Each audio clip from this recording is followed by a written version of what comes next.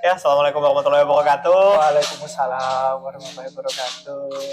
Gimana nih, bro? Ya, beginilah bro, kondisi pejuang karir. Lama nggak berjumpa ya, kita ketemu terakhir kapan ya? Kamu main ke rumahku? Oh iya ya, pastiku ya, setahun ya? Iya, setahunan kurang lebih. Terakhir kita ketemu kan, kamu ke rumahku itu, Lutfi masih belum pindah ke Jember. Belum. Masih di situ Bondo. Aku ngapain ya ke rumahmu itu ya? Oh, aku Mau pulang? enggak, aku itu main ke Bondowoso, mari ngono iku. Lagi pengen main sekalian mampir di Jember. Pokoknya pas itu aku main sih, nggak pulang sih, pokoknya main aja. Gua main, oh iya. Biasa anak turi. Kalau gabut, akan. Ngeri, Mas. Ini wis mandiri, sudah merdeka finansial gini ya, gabut langsung berangkat gitu ya. Amin lah, amin. Gimana? Gimana Bang? Mungkin bisa perkenalan dulu lah. Oke ya, perkenalkan. Assalamualaikum warahmatullahi wabarakatuh. Waalaikumsalam. Selamat malam, salam sejahtera untuk kita semua, Om Swastiastu dan Namo Buddhaya. Wih, lengkap sekali ya. Jangan rapat apa? Jangan MC kondangan toh. Jadi kenalin teman-teman, saya Dwi Dewi Guna. Saya temannya Farid. Dulu kita satu kuliahan ya. Sempat sekelas gak sih? Sempat ya? Sempat sekelas. Terus ya sekarang masih berjuang untuk pejuang karir lah ya. Masih ongoing. Kali ini kita bisa ketemu, sudah setahun kita akan sharing-sharing. Jadi beliau ini alumni yang pekerjaannya sementara ini sesuai dengan gelarnya. Saya lah. Masih satu linier. Kalau saya kan nyemplangnya udah jauh. Iya. Masih nyemplang jauh gitu. Nggak masalah, yang penting kan halal ya. Iya, rezeki itu sama halal mah fine-fine aja ya. Jadi santai aja. Nih gimana nih Bang? Dulu kalau boleh tahu nih, kok bisa milih perikanan? Kalau narasumber saya yang kemarin tuh kan alasannya sederhana sih milih perikanan karena hobinya mancing. Anjir. Iya bisa di video podcast sebelumnya tuh. Oke. Si Lord Sidik itu alasannya milih perikanan. Ya aku 4 tahun nanti belajar daripada aku bete nih belajar yang aku nggak suka karena hobiku mancing, ya udah aku daftar aja di perikanan tangkap karena hobiku mancing. Oke. Iya. Oke, kita flashback berarti ya. Flashback dulu aja. Jadi entah kenapa dari awal saya SMP sampai mungkin kerja kali ya, itu pilihan yang keterima adalah pilihan yang nomor 2. Jadi yang pertama dulu kan saya pengennya SMP 1 Gresik. Jadi pilihan keduanya kan SMP 3, keterimanya di SMP 3. SMA pengennya SMA 1, keterimanya di SMA 2. Pun sama, awalnya sih saya pengennya itu masuk ITS, Mas. Oke. Mas atau Bang ya? Mas ya? Bang aja deh, sama-sama Bang. Kalau kamu pengen aku Bang ya? Bang Farid ya. Jadi awalnya saya tuh daftarnya di ITS. Ya. Tapi salahnya saya belajarnya adalah hamin sebulan SBM. Jadi les-lesan di hayang itu. terlalu Iya, karena dulu jadi ceritanya ini flashback lagi dari SMA itu aku suka banget kegiatan outdoor. Jadi SMA itu aku fokus di kegiatan pramuka. Jadi sekolah, kegiatan camping, berkemah, organisasi. Jadi hampir akademiknya itu sering ketinggalan. Jadi mulai sekolah hobinya cul-culan ya? Ya, dari SMP bahkan. Dari SMP sampai kuliah, sampai sekarang pun memang kesukanya kegiatan outdoor gitu kan. Jadi SMA itu sebulan pasti ada minimal 3-4 hari itu nggak masuk kelas, di spend untuk acara kah, meeting kah. Jadi waktu itu memang fokusnya main aja gitu. Nah ketika mau kuliah baru mikir, wah ini kalau kuliah yang bagus harus sinau nih. Nah salahnya saya ngoyonya itu ketika H-1 SBM ikut bimbel pula. Jadi kayak apa sih namanya dalam waktu itu kayak bukan tryout ya, kayak bimbingan khusus gitu sebulan itu kan. Intensif kan. Ya saya milih yang pertama itu memang kata mentornya harus yang pengen dipinginin apa, yang kedua cari jurusan yang aman, kira-kira passing grade-nya sesuai. Ya udah waktu itu kan tak cari perikanan. Wis apa perikanan yang penting bisa masuk dulu lah gitu. Ternyata kuliah dulu. Ya wis masuklah. Masuk di sini di perikanan Universitas Erlangga. Hampir sama ya dengan hampir semua teman-teman saya wawancara itu masuk ke sendiri nih. Perikanan itu pilihan nomor 2. Iya. Saya kemarin tuh bilang, hobiku gambar Mas, tapi aku pengen sekolah yang sekolahnya itu ini berbau-bau alam, makanya saya pilih IPB. Nah, pilihan pertama arsitektur landscape, keduanya karena saya hobi mancing ya sudah perikanan tangkap. Iya sih, tangkap kan juga mancing juga, cuma pakai alat yang modern ya. Iya, ya, bukan alat modern sih. Dia harus bisa jelasin nih mulai dari buat kenapa kok ini sampai ke ranah regulasinya ya cukup rumit sih. Lebih detail lah ya kasarannya. Detail. Oke. Kayak gitu. Wah, jadi di perikanan ya endingnya nyasar nih pilihan kedua. Iya, pilihan kedua, tapi ya karena memang mungkin aku berkaca dengan masa lalu ya bahwa memang jalannya di situ ya sudah kita lanjutkan. Toh juga akhirnya seru-seru aja, bahkan juga dengan ikut di perikanan banyak kegiatan di lapangnya, juga bisa ikut kegiatan pramuka juga di universitas. Jadi ya memang diberikan di situ lah ya kasarnya. Ya bersyukurlah kita ini bukan generasi corona ya, jadi bisa menikmati kegiatan praktikum di luar itu. Aspeknya nggak online ya. Aspeknya nggak online, terus kegiatan mereka juga posisinya nggak kalau kayak yang sekarang ini kan mereka praktikum sulit loh. Iya sih ya. Bahkan itu kasarnya masih kegiatan di dalam kampus ya, belum kegiatan intrakampus aja mereka sudah online. Gimana coba itu berdaikan streaming? Bentar. Wah, apalagi waktu kita ngeseru itu bro, ngitung sisi ikan. Yang asli aja susahnya kayak gitu, apalagi online coba bentar. Nah, kita cuma dapat video doang nih. Kita suruh ngitung. Ya. Enak dia bisa di-pause kan, satu di titik. Iya. Nah, kalau kita kan berpacu dengan waktu. Waktu praktikumnya cukup nggak nih? Iya, cedok tes loh teologi semester 1. Kalau sekarang edisi online kayaknya nggak ada macam-macam gitu. Iya ya, nggak ada. Ya itulah suka duka di perikanan lah ya. Tapi seru sih, seru. Dulu pengalamannya semasa kuliah gimana Mas? Ya jadi gimana? Karena memang jiwa-jiwa saya jiwa outdoor ya, jiwa-jiwa orang anak alam ya. Ya kalau kamu jiwa outdoor tuh anak tuh jiwa-jiwa minggat tuh. Hobi mulai kecil minggat. Hobi minggat gitu. Keluar dari rumah, keluar dari zona nyaman gitu. Ya jadi dari waktu SMP itu ikut pramuka, SMA ikut pramuka, sampai kuliah pun ikut pramuka. Harga mati pramuka itu. Karena apa? Aku mikirnya begini. Pilih UKM yang refreshing gitu kan. Mungkin kalau kamu kan penalaran ya, masa waktunya refreshing mikir lagi, nggak mau lah cari UKM yang kasarannya bisa sambil jalan-jalan. Nggak, pramuka lah salah satunya. Tapi endingnya saya banyak jalan-jalan ya Mas. Iya sih, sama juga sih. Kan ya waktu itu kan saya nggak tahu. Hidup saya penuh dengan traveling. Sama sebenarnya, tinggal orangnya aja sih gitu kan.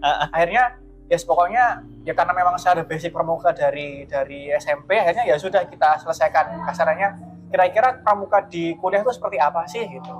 Ya gitu. Sampai akhirnya kebawa ternyata di pramuka itu juga kepake di perkuliahan juga gitu loh. Ketika kita praktikum lapang, masih inget banget dulu waktu Disnatalis itu kan bikin kaki 3 tuh buat ngerek. Iya, buat ngerek ikan. Yang bikin talinya kan saya.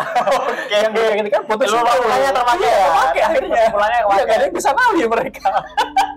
Terpakai akhirnya. Iya, salah satunya sih itu. Jadi kalau boleh tahu nih, kan perikanan budidaya ya? Iya, budidaya. Nah, di perikanan budidaya itu belajar apa aja sih, Mas? Wah, banyak ya. Sebenarnya kalau intinya budidaya sih ya kita mempelajari bagaimana kita dari awal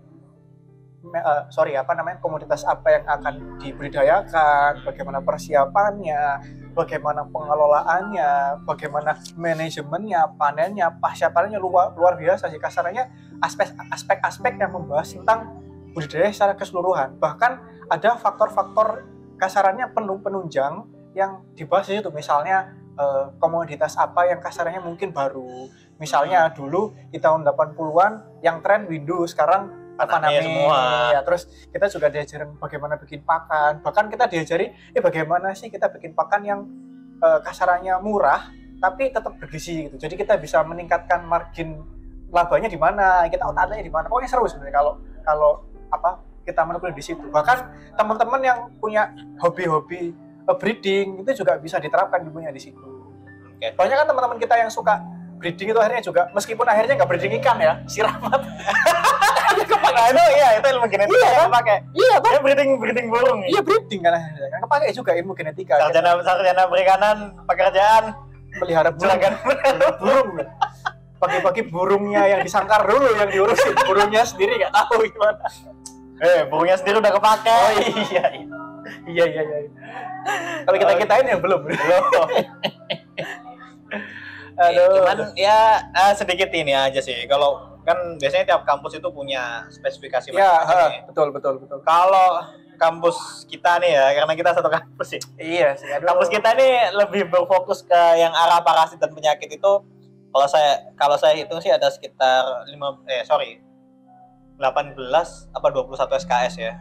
Ya, Makanya lebih ke entah itu parasit penyakit. ya pokoknya sebanyak itu sih. Iya, itu fokusnya lebih banyak penyakit karena memang guru besar kita kebanyakan di parasit ya. ya, dan spesifikasinya UNER memang semua selalu dibau-bau merepet ke arah penyakit dan parasit ya. Iya sih. Setuju sih. Itu. Jadi ya mungkin kalau Anda ingin spesifikasi perikanan itu di tiap kampus beda-beda ya. Ya. Kalau di UNER ini lebih ke arah parasit dan penyakit. Lebih ke arah penyakit sih. Mitigasi penyakit. Iya, betul. Penanganannya seperti apa, pencegahannya seperti apa. Lebih ke arah mitigasi dan pengobatannya kan. Betul. Tapi kalau Anda ingin mau yang kalau di PB sih Alron nih, karena jurusannya udah banyak. Iya, paling tua lagi kan? Perikanan paling tua 80-an ya? Iya. Saya belum lahir, Bos. Makanya kita belum lahir sudah lahir sudah fakultasnya. Makanya kan beda nih, kalau di PB udah lengkap. Semua ada di sana dan semua ada ahlinya di sana. Iya. Kalau kampus lain kayak Undip ini lebih ke arah yang kelautan. Iya, kelautan ya. Undip itu selamnya bagus loh. Saya ketemu alumni senamnya, keren sih. Selam. Iya. Selamnya bagus. Bener-bener ya mungkin karena memang ya solid lah ya, bagus. Saya pernah ketemu salah satu alumni dulu kan kerja juga. Ternyata supervisor saya itu orang Selam sana, luar biasa memang. Bagus Undip. Selamnya Undip nih. Iya, keren. Nah, kalau percaya nggak nih di ITB dan IPB tuh ada 2 SKS olahraga, Bro. Oh iya? Kita nggak ada ya? Nggak ada. Kita mikirnya, wah perikanan harus renang ya? Katanya nggak ada. Kita kalau mikir gitu dari awal. Oh, kalau ada pun aku siap, udah turun, nggak masalah. Siap, Pak. Ya kalau di IPB dan ITB itu ada memang SKS olahraga sendiri itu. Oke. 2 SKS. Berarti itu ngapain ya olahraga ya berarti ya? Ya lebih ke spesifik bidang sih, karena kan kalau pekerja kita nggak nutup mata nih. Apalagi Bang Dwi ini sudah ya tahulah beban kerja kerja di fisiknya, kerja di bidangan seperti itu ya. Karena memang saya tidak menutup mata, mau di bidang pekerjaan perikanan manapun pasti ada fisiknya. Fisiknya cukup terkuras. Kecuali Anda adalah owner dari bisnis itu. Ya, itu beda cerita. Udah beda. Tapi kalau masih ground floor itu memang fisiknya sangat terkuras. Iya. Sekelas manajer pun juga memang fisiknya bagus ya. Karena apa ya? Memang 1-2 kali harus turun ke lapangan. Ya. Dan kalau memang unitnya besar dan lokasinya jauh, ya memang harus fisik. Paling enggak bukan ketika kerja, tapi durability-nya. Dia melihara barang hidup, harus kuat untuk memonitor hewan yang dipelihara kan, otomatis itu. Ya, Mas Dwi aja pernah setelah 3 hari menginap, besoknya masuk rumah sakit. Kapan? Iya. Pas baru lulus. Oh, dikasih kerjaan di kampus 3 hari nginep, besoknya ngamar. Oh iya. Itu sebenarnya sih, agak memaksa ya. Jadi itu seru lucunya. Itu seru, saya ceritakan ya. Iya. Jadi itu kalau nggak salah itu waktu itu kan saya udah lulus ya. Baru lulus memang, dan ya karena untuk cari kesibukan saya kan bantu dosen. Terus waktu itu ada kegiatan seminar internasional, Semnas terus di situ itu namanya Semnas kan agendanya banyak. Selain presentasi, kita sebagai wakil dari Indonesia ada seninya, ada apanya kan, otomatis prinsipalnya banyak. Waktu itu saya agak ada agenda touring. Oke. Jadi baru selesai touring langsung handling begituan. Jadi karena sudah kasarannya kan acaranya berapa hari lah gitu ya. Pokoknya 3 hari biasanya. Sebelum hari H itu kan latihan kan, harus ke kampus latihan, harus menyiapkan ini dan itu. Hari saya lupa harinya, pokoknya misal ya hari Minggu itu harus ke Malang, saya hari Jumat atau Sabtunya itu saya touring Bromo. Karena sudah ada janji kan, terus kita touring berangkat itu pulang, berangkat lagi, kita Semnas, gejalanya saya makan kok muntah, kok mules, saya pikir keracunan kan. Itu pulang kan saya bonceng teman saya kan, Kristi. Sampai di Padaan itu saya tuh udah lemes kan. Saya sampai telepon bilang si Kris, ini nomor orang tua saya. Kalau ada apa-apa, tolong telepon ya. Saya tuh nganterin dia pulang dari Malang ke Surabaya itu udah Wes ya Allah, yang penting saya jangan tepar tengah jalan. Setelah pulangan dia kan saya pulang ke Gresik. Malam itu saya udah collab kan, saya minta degan. Takutnya kan keracunan gitu kan. Wah, muntah nggak jelas. Dibawa di UGD, diinfus sembuh. Karena apa? Kecapean, dehidrasi berat. Oke. Diuji lab semua Normal. negatif. Tapi karena SOP-nya nginep 3 hari, ya wes 3 hari di sana nggak ngapa-ngapain. Ya karena diinfus tadi memang kekurangan cairan kan, kecapean banget, opnam. Karena memang ya namanya seorang petualang ya, gas terus gitu. Jadi tuh ya Jess, ingatlah manusia itu 70% air Jess. Kalau kekurangan air ya jadinya karena waktu kan di Malang kan ya, kan dingin, jadi jarang minum juga. Minum itu kalau aku memang kebiasaan buruk ya, jangan ditiru ya guys. Aku minum itu biasa cuma waktu makan doang. Jadi kalau nggak makan nggak minum. Nah kalau gue kebalikannya, lu tahu sendiri aku kuliah bawa galon tuh. Iya, minum bagus gitu kan. Ya makanya minum. Minum ya guys, minumnya minum air ya guys, bukan barang keras ya guys. Iya, kalau keras nggak bisa diminum. Iya. Oke, jadi mungkin ada ini nggak, ada yang bisa diceritain nggak sama pengalaman semasa kuliah dulu? Banyak sih. Kalau masalah kuliah memang sebenarnya apapun hobi kalian, terus apapun kesenangan kalian, itu bisa relate sama kuliah ataupun kerjaan kalian nanti. Misal ya kayak aku dulu kan memang suka pramuka ya, suka kegiatan outdoor, camping. Akhirnya kan bisa mengorganisasi banyak orang ya. Akhirnya sempat beberapa kali jadi asisten dosen di lapangan yang bagian kuat ya jadi asisten dosen. Mengorganisir massa gitu kan. Jadi bawa peluit gitu kan. Jadi ya karena memang passion saya di lapangan, akhirnya kepake ketika praktikum lapang.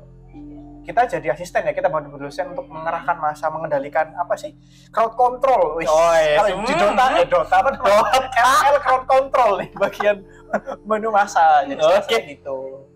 Dan having fun memang apa ya, untuk saat ini kesenangan saya masih di lapangan gitu.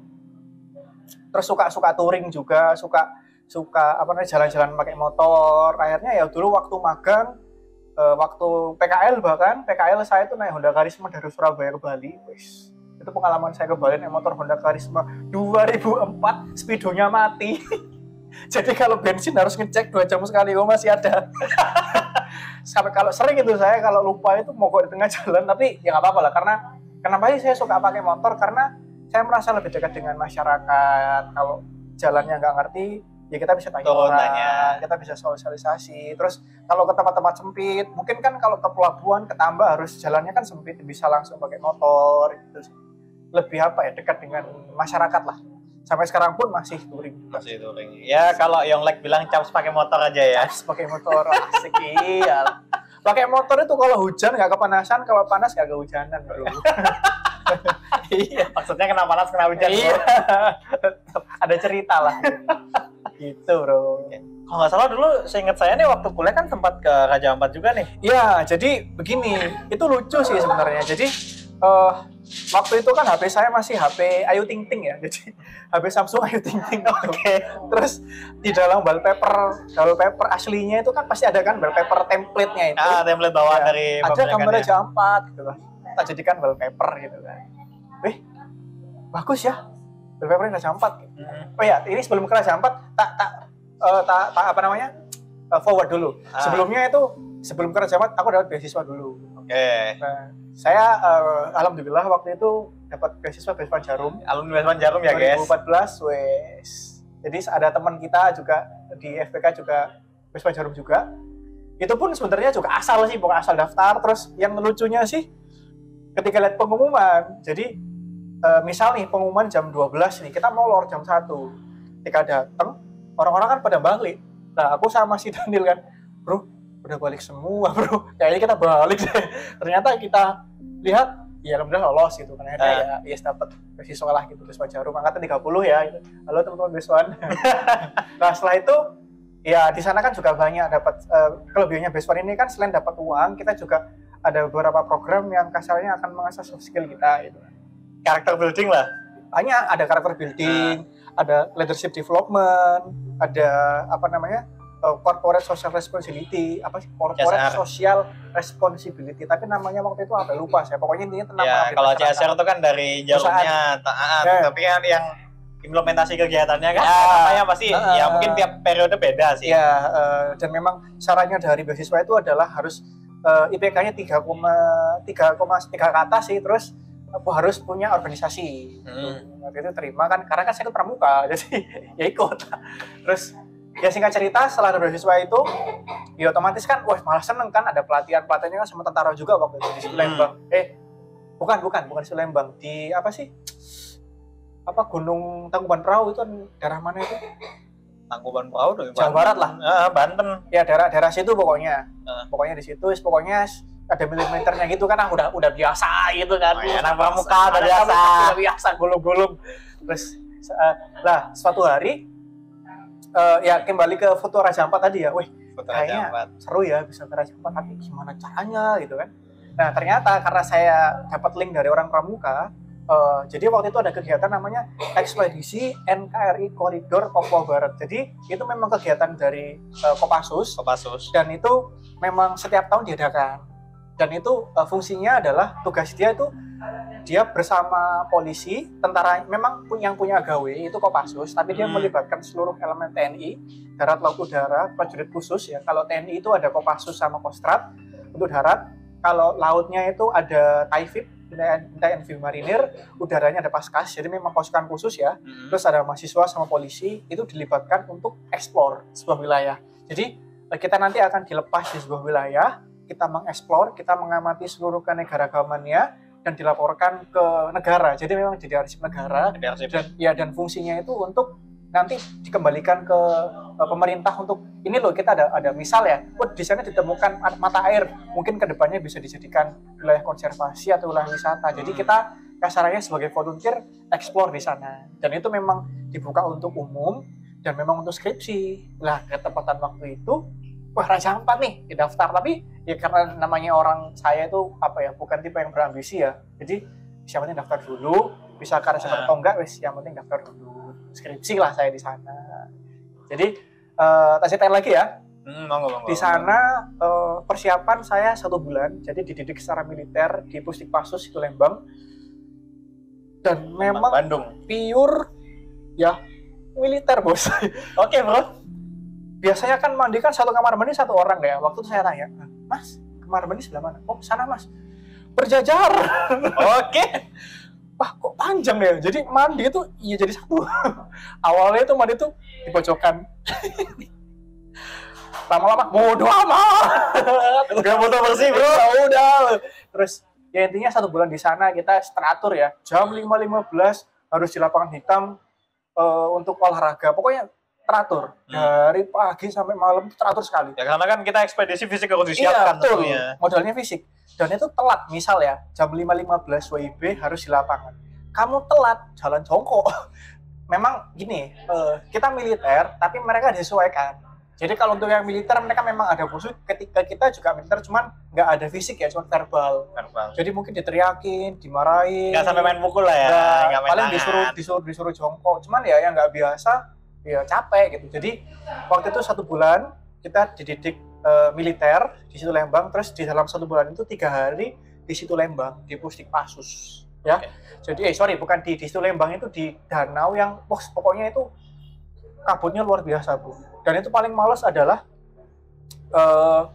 kita kan full ya kegiatan ya. Pernah itu salah satu pengalaman paling unik menurut saya ya. Memang malesnya itu gini, pagi itu kita disuruh makan jam 4 pagi. Oke, ya aku biasa sih. Ya, kita kan biasa jam 7 bro. Enggak sih, aku biasa jam segitu. Karena kita akan gerak ke hutan gitu kan. Jadi di Pusdikpassus kita jam makan jam 4 pagi, terus kita akan geser ke hutan gitu. Lah biasa ya jam 10 ada snack. Kita tuh trekking dari jam 7 sampai jam 1 nggak dikasih makan sama sekali. Kita mulai bertanya-tanya ini, kenapa nggak dikasih makan ya? Kita udah nggak boleh bawa makanan, nggak dikasih makan, cuma boleh bawa air. Dan bertanya-tanya ini, ada apa ini? Anak-anak pasti lapar semua dong. Iya. Dan ternyata materinya adalah survival. Jadi memang mereka sengaja bikin seperti itu. Jadi biar anak-anak lapar, biar mau makan. Jadi ini adalah daun yang bisa dimakan gitu kan. Nah udah wis. Ya yang mau silakan makan. Ini namanya lapar langsung buru. Ya bodo amat. Terus ini adalah biji yang bisa dimakan. Terus sampai akhirnya tuh yang ekstrim itu ular bro. Ini adalah ular. Bagaimana cara mau ininya, tapi keluarnya nggak dimakan, cuman kasarnya baru dimasak gitu kan. Terus yang paling bikin saya emosi adalah dia menunjukkan tentaranya ya mensimulasikan kubur batu, bakar batu. Jadi orang Papua kalau mau makan itu mereka gali lubang, bahan makanannya ditaruh di dalam lubang itu, ditutup daun, ditutup batu terus dibakar kayak di oven. Nah, tentaranya udah bilang kelompok A sudah kita siapkan kubur batu di sana. Namanya lapar kan, langsung gali-gali gitu, sudah kayak nggak mikir terus. Padahal dalamnya nggak ada apa-apanya. Ada bro. Yang bikin ngeselin tuh bukan itu, makan. Oh, nemu singkong makan. Oh, nemu ubi makan. Terus yang bikin aku kaget itu ada daging. Daging apa nih? Iya kan, bang, ya daging apa? Udah makan aja, makan. Set. Kok ayam nggak begini? Kok kambing nggak begini? Tulangnya bentuknya begini. Daging ular. Dan yang bikin emosi adalah ketika saya sudah selesai makan, ada teman saya yang si Kristi itu, dia kan ikut juga kan. Dia kan udah capek kan. Dia di bangsal lemas gitu. Di belakang bangsal sudah disiapkan makanan. Jadi dia dengan santainya sama orang belakang makan. Dia yang belum dapat makanan, ini ya, dia tinggal ke belakang makanan. Kita udah hitam semua. Dikerjain kita sama itu yang bikin aduh. Terus malamnya sampai jam 10 malam ya kan, yang ya namanya kita tentara ya dipres kan, jam 12 malam nih waktu itu udah capek kan, selesai enggak sih, jam 10 malam selesai acara kita tidur. Dibanguninnya bukan mas enggak, pakai senjata. Betul. Itu langsung dan harus pakai lengkap. Jadi kalau kamu sampai nggak memakai pakaian lengkap, kamu akan kena tindakan. Oh, itu kan bayangkan kamu aktivitas jalan nggak dikasih makan dari pagi, siang makan seperti itu, masih ada fisik lagi sampai malam, udaranya dingin, capek dibangun pagi ya. Begini wis, udah dia dimarah-marahin. Cuman intinya sih ya apa ya, tetap apa ya, stay awake, maksudnya tetap waspada meskipun karena kan memang temanya survival kan. Secapek apapun di sana, secapek apapun kondisimu, kamu harus siap siaga lah, karena nyawamu kamu sendiri, bahkan nyawamu yang jadi tantangan. Terus setelah pelatihan selama sebulan, kita berangkat ke Papua dari Tanjung Priok, Jakarta, naik kapal. Startnya Jakarta berarti? Naik kapal, perjalanan 1 minggu. Iya sih, ya benar, 1 minggu ke Papua Barat. Jadi, soalnya Surabaya, Kalimantan, Surabaya, Makassar aja sehari semalam. Ya, aku waktu naik motor. Apalagi Tanjung Priok ke Papua ya, nih, ujung-ujung. Ya, jadi nanti saya ceritakan yang naik motor dari Surabaya, dari Bali ke Makassar kan saya naik kapal juga ya. Nanti saya ceritakan ya. Yang itu akhirnya ya saya kegiatan. Akhirnya di sana saya tim flora fauna. Jadi saya mengamati flora fauna yang ada di Sorong sama Raja Ampat. Dan ya alhamdulillah kebetulan kemarin tim saya menemukan spesies tanaman baru dari begonia kayak cocok bebek. Jadi kita juga ada tim ahlinya dari LIPI. Waktu itu kita nemukan tanaman di foto, kita kirim fotonya ke tim ahli itu dari LIPI, dia cross check kan? Ya, dia cross check ke timnya dia, bahkan ada yang dikonfirmasi ke Harvard, katanya oh ini spesies belum baru ada. Mas. Ya, akhirnya orang yang dari Jakarta itu langsung terbang ke tempat kita, diambil dan sekarang bisa dilihat di Kebun Raya Bogor kalau nggak salah. Ya, aku kemarin ke KRP sih, nggak tahu, nggak tahu. Ya, di Begonia SP namanya, itu ditemukan. Berarti masih belum ketemu nih kalau masih Begonia. Masih SP. Masih genus doang kan, berarti masih belum diputusin dia masuk spesies mana. Ya, tapi itu baru. Kan memang beliau kebetulan memang konsernya di Begonia ya. Jadi tim ahlinya itu Bu Inggit namanya, peneliti LIPI. Mungkin teman-teman ada yang kenal, dicari bisa Bu Inggit di LIPI Bogor. Kemudian ya wes, ya proud lah, kebanggaan buat tim kita bisa menemukan spesies baru, dan di sana skripsi saya juga bisa dikerjakan di Raja Ampat. Jadi ya nggak nyangka sekali sih akhirnya. Bahan skripsimu Raja Ampat ya? Iya, jadi keren tuh skripsi Raja Ampat. Padahal di sana perjuangannya luar biasa, sampai sini saya sampai ngelupas kalau saya saking panasnya di sana itu.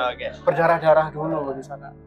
Tapi seru sih sama tentara, keren. Saya jadi disiplin, saya jadi lebih terorganisir gara-gara pelatihan dan 6 bulan bersama beliau-beliau. Dan itu kan prajurit khusus ya, kan di Kostrad, Kopassus, pasukan yang tentaranya yang laut pun marinir ya. Marinir pun bukan marinir biasa, dia Paskas, udaranya Bravo. Jadi memang karena kita menyiapkan di kondisi yang memang terburuk, dan bahkan di sana itu aku pernah ada laporan bahwa ada yang sempat ditombak sama penduduk lokal, tapi tentunya nggak kena, cuman ya karena miskomunikasi. Iya. Sampai ngeri itu loh. Jadi kita ke hutan itu dikawal sama tentara yang bersenjata. Keren sih. Selama 6 bulan di Papua. Tapi emang nggak mau cuti, jadinya molor. 5 tahun saya kuliah. Gitu. Tapi sudah bareng aku kan? Iya. Wisuda bro, ketemu teman wisuda. Loh, kamu udah wisuda? Iya, dia wisuda S2. Saya baru wisuda S1. Gak masalah. Santai aja. Oke, jadi gitu ya pengalaman kuliah dan pengalaman ekspedisinya. Coba saya dulu nggak ikut pramuka kan, nggak bisa camping, nggak bisa itu, nggak mungkin saya bisa ke Papua kan, karena waktu itu juga ada basic survival lah waktu itu. Kepake juga di sana, sangat kepake bagaimana cara bertahan hidup di alam liar, bagaimana kita dalam kondisi yang serba keterbatasan kita memanfaatkan resource yang terbatas. Resource yang ada. Ya. Nah itu sekilas, sekilas sih setengah jam ya. Ketika kuliah ya. Nah ini ketika kuliah. Nah ini pasca kampus apa kegiatannya bang? Wah jadi tadi ya setelah seminar nasional saya waktu itu memutuskan untuk di kampung Inggris karena masih punya cita-cita sekolah di luar negeri. Oke bro. 3 bulan saya ambil course, ya alhamdulillah nilai IELTS itu berapa ya? 6 kalau nggak salah sih. Kurang setengah bro. Kata-kata kan kalau mau keluar iya, 6,5. 6 sih. Tapi ya cukup lah kasarnya kan. Ya tapi nggak apa-apa lah. Aku pikir ya itu sudah effort. Nah di tengah-tengah itu saya ditawari project dari Kominfo.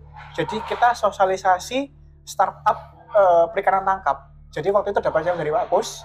Pak Kus itu ada teman touringnya itu orang Kominfo. Oke. Ya.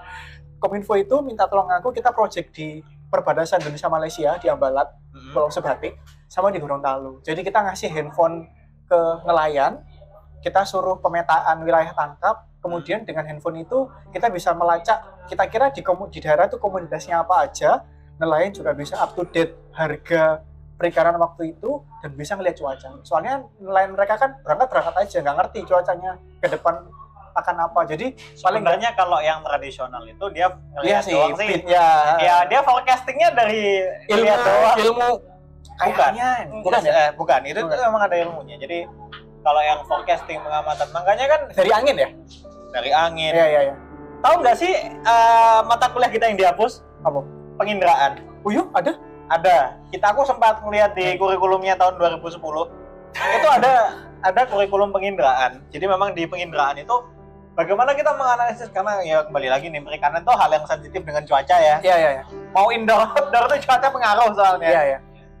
Nah, itu memang ada dan penginderaan, dan kebetulan nih teman-teman aku yang IPB itu kemarin mereka dapat dan mereka jalankan. Jadi memang jangan dikira kayak nelayan kayak gitu tuh ilmu berguna, enggak ya. Itu bisa logical thing ya. Logical thing, karena mereka sampai berpikir mereka akhirnya udah saya nggak berangkat.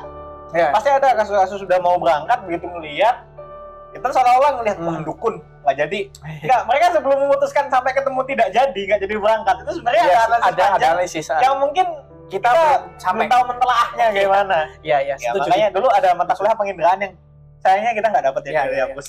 Ya, oke. Jadi saya lanjutkan ya. Jadi ketika di sana itu ya memang untuk intinya kita ngasih aplikasi, tujuannya itu sebenarnya kalau kita ke fishing ground itu kita nggak usah nyari-nyari secara spot fishingnya udah ketemu. Jadi lihat kayak Gojek gitu misalnya, di sini titiknya. Jadi kita tinggal lihat HP aja, titiknya di sini. Jadi untuk nanti ada tracknya gitu. Jadi kita nggak usah bingung-bingung cari spot fishing ground. Terus ya ke forecast tadi, dan kasarannya kita juga membantu nelayan untuk kasarannya. Mungkin kalau kamu jual di sini murah, ada loh pasar di sini aja. Ya, itu selama beberapa minggu ya di sana. Ya saya yang kerennya salah satunya di Sebatik, Bro. Itu di perbatasan Indonesia Malaysia. Lagi-lagi aku ketemu tentara lagi. Jadi di sana ada sekolah yang ngajar itu tentara, sekolah tapal batas. Teman-teman kalau cari di YouTube sekolah tapal batas. Wah, itu luar biasa. Mereka dihukumnya kalau siang-siang berantem disuruh push up. Oke. Karena memang mereka ternyata lebih suka fisik. Misalnya diajarin ngantuk, suruh main di luar, suruh ke hutan, seneng dia. Jadi memang karena tentara melihat, mereka tipe belajarnya secara kinestetik ya.